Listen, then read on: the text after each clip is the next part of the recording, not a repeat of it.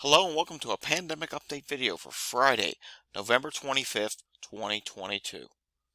Starting off with the CDC community transmission map, majority of the country is in high levels of transmission, which is at 38.61%. 32.84% of the country is in substantial transmission, and moderate makes up 23.12% of the counties in this country. Low makes up 5.43%. And you can see in the southwest states, more counties are starting to go into the high. Most of the far west coast is in moderate, and the southern states are a mix of low to moderate, with Texas being a mix of everything. I suspect we're going to see some more substantial and high transmission popping up there relatively soon, especially in Texas, where cases are starting to go up and positivity is starting to go up. Also, we can see Puerto Rico is still, for the most part, in high transmission. Alright, taking a look at today's variant update. It's pretty lengthy. There's a lot of subvariants out there of Omicron. The dominant one is BQ.1.1 at 29.4%, BQ.1 is at 27.9%, BA.5 is at 19.4%, BF.7 is at 7%, BA.4.6 is at 3.3%, XBB is now at 3.1% and gaining ground. I think XBB is going to be the next variant that goes dominant. BN.1 is at 2.9%, BA.2.75 is at 2.6%, BA.5.2.6 is at 1.8%, BF.11 is at 1.1%, BA.2 is at 0.8%, and BA.2.75.2 is at 0.6%. Let's take a look at today's cases. Some states did actually report today. We're still in this holiday period, so there's a huge lag that's going on right now. But some states did report today. 27,424 cases today, 261 deaths, 98,440 tests, and hospitalizations are at 28,477. That's down by 281, but again, remember, we are in lagged times, and we're also coming off of one of the biggest holidays of the year. This number is going to rapidly go up the next couple of weeks. Currently in ICU, that actually is up by 2 to 3,478. As you can see here, majority of the states in the country are rising.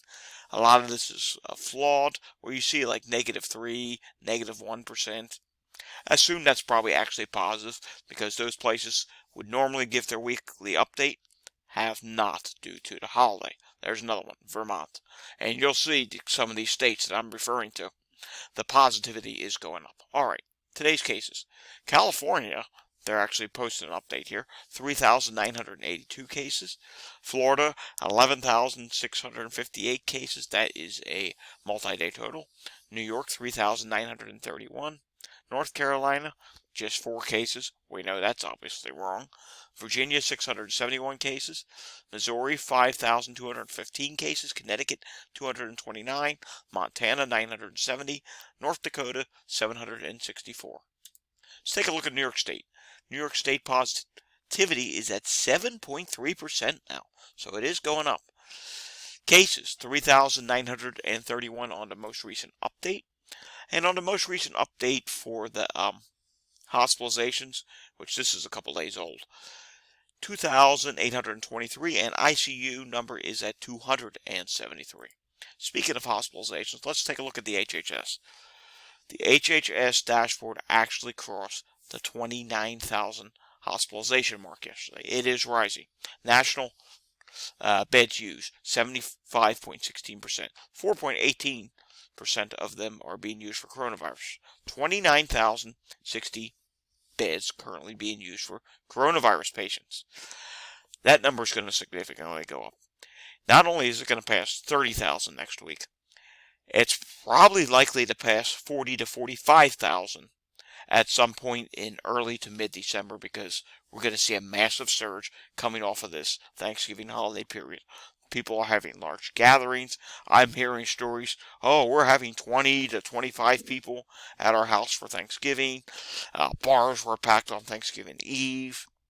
I mean, this is just a super bad combination. And some places already had started rising. Let's take a look at the national positivity at Walgreens, and I will clearly show this point. National positivity is now up by 1.9% to 31.7%. Let's start off with some northeastern states. New Hampshire is rapidly rising again. 11% increase this week to 29.8%. Vermont's starting to rapidly rise again. 4.7% increase to 16.7%. My state, Pennsylvania, 29.6%. New Jersey is starting to rise again, 32.2%. Take a look at Kentucky, 31.7%. Mississippi, rapidly rising now, 29.6%. That's an 8.7% increase with a slight increase in testing. Florida, look at Florida here, straight up now. With an increase in testing, they are now at 27.1%. That's up by 4%. Texas, this is one I've been watching. Oh, look at this. Oh yeah, this is not good. Started going up, straight up, then it went up somewhat, and now it's just rocket shipping. 30.5% positivity, that is up by 5.2%. Take a look at Arizona here. Arizona is going vertical. 45.8% positivity. It was just not too long ago, back in the middle of October, it was at 25.6%, and it's been going up ever since. And their testing is also increasing, so this is really concerning. California, a 3.3% increase. They're now up to 37.4%. Oregon, 34.3%. Idaho, 33.7%. So you see the general idea here. The cases are rising. The positivity is rising, and it is getting worse. The number of people getting tested is rising, and ultimately, yes, the cases are rising. Now, there's a couple states here where the positivity has significantly dropped. One of them being Maine, where it's at 22.6%. Another one being South Dakota, Wyoming. Then you come down here to Arkansas, Alaska, and also over here in Hawaii. But the majority of the country is rapidly rising. Let's take a look at Texas on the state level. And Texas on the state dashboard is now at 8.62%. I predict that's going to continue to rise. They're going to rapidly probably pass 10%, and then some. It's just going to keep rising. But not only do we have the combination of coronavirus going on in the country, we do have an increase in flu cases, we have an increase in RSV, and we do now have more doctors starting to admit if you have been infected with coronavirus, and this can be anywhere from a child to an adult to a senior citizen.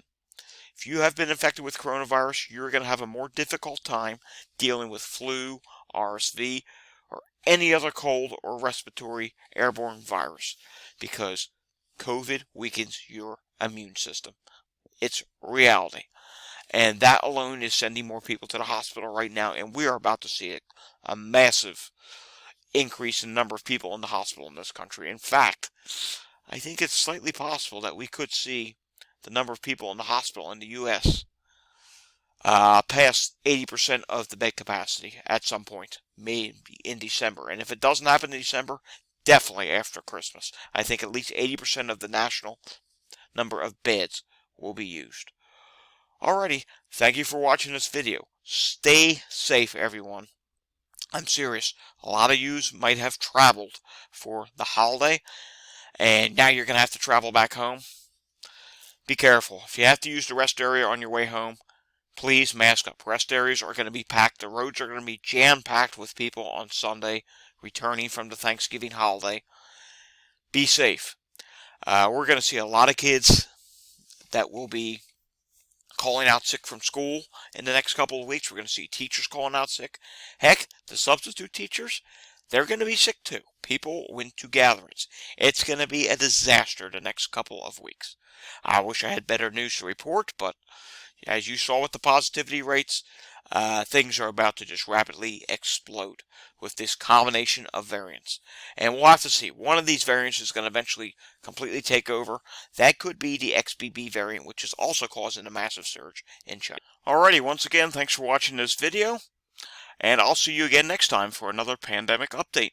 Remember to hit the like and subscribe button down below and share these videos as much as you can to get the message out that things are getting pretty bad right now.